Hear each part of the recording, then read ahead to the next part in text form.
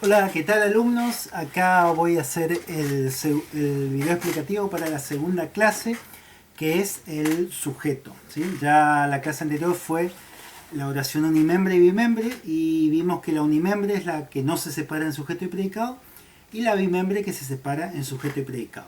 Y esas es las que vamos a trabajar a partir de ahora, porque las bimembres son las que se analizan. La unimembre se marca que es unimembre y listo. Así que a partir de ahora vamos a tener un par de clases con el análisis de las oraciones bimembres. Y vamos a empezar con la parte denominada sujeto, ¿sí? Como siempre les recomiendo que tengan el material teórico y de la actividad para cuando vaya realizando esta explicación, ¿sí? Bueno, tiene una definición que dice: el sujeto es la parte de la oración que designa a persona, animal o cosas que realizan una acción. Cultura general, no les voy a tomar en ningún momento la definición de sujeto porque no es lo importante es poder separar bien las oraciones y saber analizar bien el sujeto y el predicado. Algo muy importante, todo sujeto tiene un núcleo. Y como dice su nombre, núcleo es una palabra importantísima. Después vamos a ver que predicado también tiene un núcleo, pero la diferencia es que predicado puede ser que no aparezca el núcleo, que se sobreentienda. En cambio, en el sujeto siempre va a estar el núcleo, siempre. Si el sujeto está formado por una sola palabra, y obviamente va a ser núcleo, no le queda otra. Pero si tengo varias palabras, por lo menos una tiene que ser el núcleo, ¿sí? Por eso tiene que estar presente sí o sí. El núcleo del sujeto puede ser, casi siempre un sustantivo, ¿sí? Pero puede ser también un adjetivo, un pronombre, un verbo o un artículo. Para no extenderme, estas palabras están en lengua y literatura 1, que se estudiaron, menos pronombre, que después abajo está la explicación. Si alguien no hizo en lengua y literatura 1 el cuatrimestre anterior, me escribe a mi correo, al chat, y yo le puedo mandar ese material donde se definen el sustantivo, el adjetivo, el verbo y el artículo, ¿sí? Bueno, el sujeto puede ser de dos tipos: expreso y tácito, ¿sí? El expreso es el que está dentro de la oración y el tácito no está dentro, pero se presupone su existencia. Bueno, vamos a hacerla bien fácil. Vieron que en la clase anterior yo le dije que toda oración, cuando analicemos, se le pone corchetes, ¿sí? Al principio y al final. ¿Qué sirve el corchete? Me encierra la oración. Y eso hace saber qué está dentro y qué está fuera de la oración. El sujeto expresa que está dentro de la oración. ¿Qué quiere decir? Está dentro de los corchetes, ¿sí? El sujeto tácito está fuera de la oración. ¿Qué quiere decir? Está fuera de los corchetes. Así de fácil, ¿sí? Por eso, le digo, no es un capricho, se pide que las oraciones se encierren en corchetes, ¿sí? Para delimitarlas, ¿sí? El sujeto expreso puede ser simple y compuesto. Entonces, simple, ¿por qué? Porque tiene un solo núcleo. Compuesto porque tiene más de un núcleo, ¿sí? Por eso los nombres. Entonces, y el tácito, bueno, esperen el tácito, voy a hablar del sujeto expreso. Ahí tiene un ejemplo que es por: María vino a casa ayer. Vamos a repasar. Cierro entre corchetes, busco el verbo núcleo, que como vimos en la primera clase es el verbo conjugado. En este caso, vino, ¿sí? Y ahí me hago la pregunta: ¿quién vino a casa ayer? Mariela. Entonces Mariela es el sujeto y todo lo demás: vino a casa ayer, el predicado. Como le dije hoy, si Mariela es la única palabra dentro del sujeto, no le queda otra que ser el núcleo, ¿sí? Que es, el núcleo es el responsable de la acción. En este caso, el responsable de la acción vino, ¿sí? Y ese es un sujeto expreso porque está dentro de la oración, está dentro de los corchetes, simple. Esas letras que ven arriba, S significa sujeto expreso simple. Y si tiene más de un núcleo, va a ser sujeto expreso compuesto. CE, una C. Bien. Y después abajo está el caso de el sujeto tácito. Tenemos la misma oración: vino a casa ayer, ¿sí? Y yo me pregunto: ¿quién vino a casa ayer? Y no está en la oración, pero me imagino que alguien lo hizo.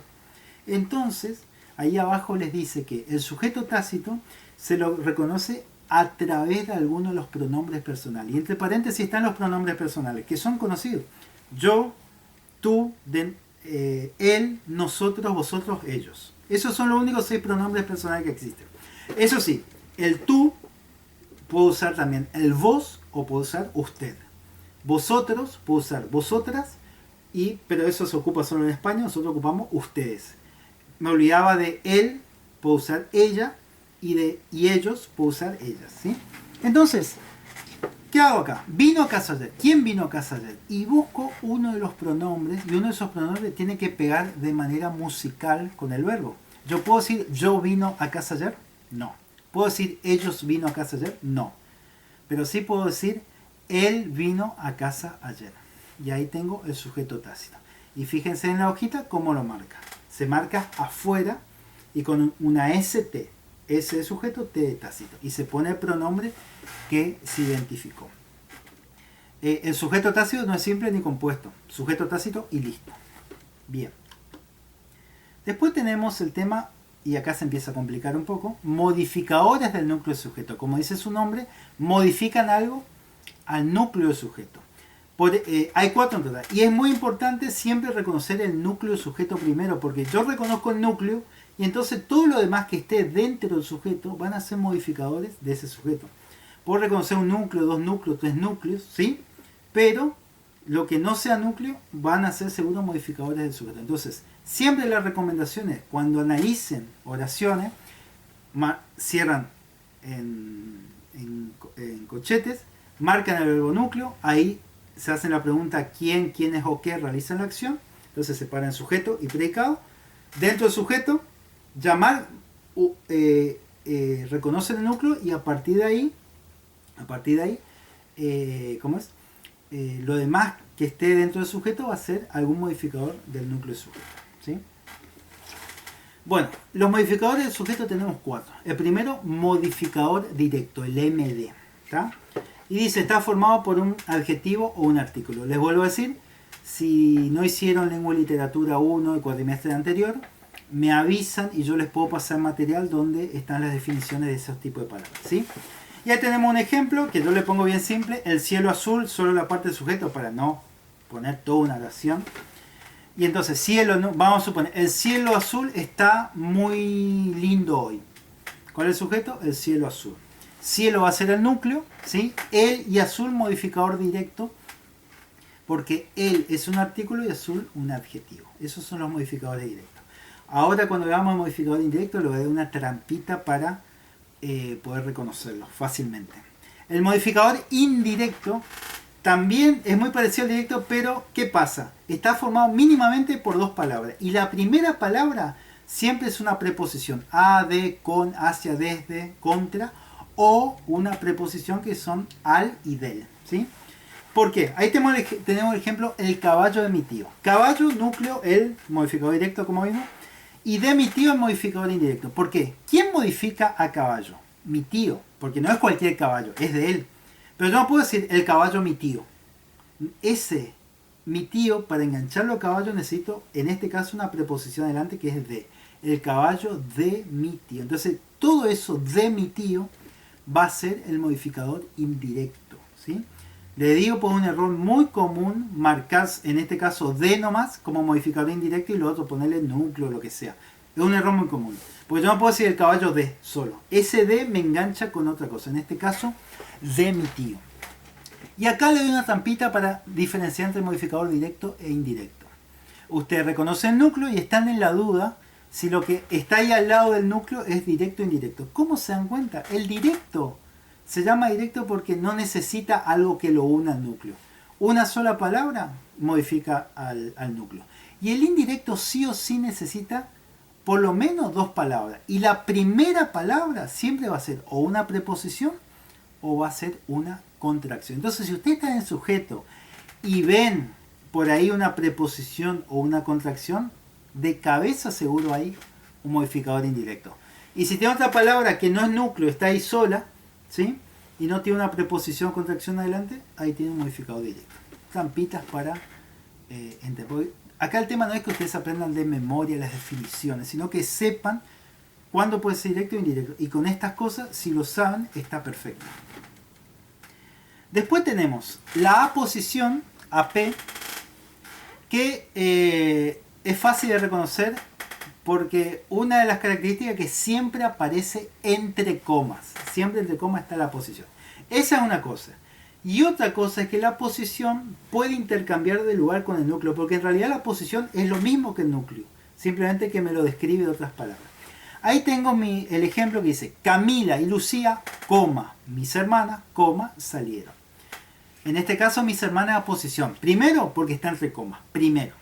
Y segundo, porque yo puedo cambiar la posición con el núcleo y la oración no cambia su sentido porque es lo mismo. Decir, mis hermanas, coma, Camila y Lucía, salieron, es lo mismo. ¿Sí? Porque Camila y Lucía son mis hermanas. ¿Quiénes son mis hermanas? Camila y Lucía. Entonces, cuando ustedes vean entre comas algo en el sujeto, casi seguro una posición, casi seguro, ¿sí? Y hagan ese ejercicio, cambiar de lugar con el núcleo y la oración tiene que mantener el sentido. Y por último, la construcción comparativa, la CC. Para mí es fácil de reconocer porque la construcción comparativa siempre está encabezado por como, así como o tal como. Y dice un término, o sea, lo demás. Ahí tiene el ejemplo, nosotros, como todos los padres, queremos lo mejor para nuestro hijo. Ese, como todos los padres, es la construcción comparativa. Entonces, para reconocer la construcción comparativa, si ven un como, un tal como, un así como en el sujeto, casi seguro tiene una construcción comparativa. Tampoco comete el error de marcar como, tal como, así como, solo eso como la construcción comparativa. Es eso que está delante más un término.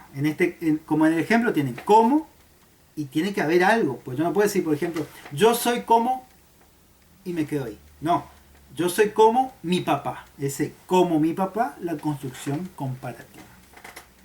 Bueno, alumnos, como le dije en el foro, por ahora solo les subo material teórico. Quiero que, porque yo, como le dije la vez pasada, esto es un tema bastante difícil, genera bastante duda, es pesado. Entonces, lo que quiero por ahora es que lo lean bien este material, lo acompañen con el video. Si surge alguna duda, la consultan. Y yo la semana que viene sí les voy a subir una actividad. Pero quiero que vayan masticando bien esto porque ya empieza a generar dificultades.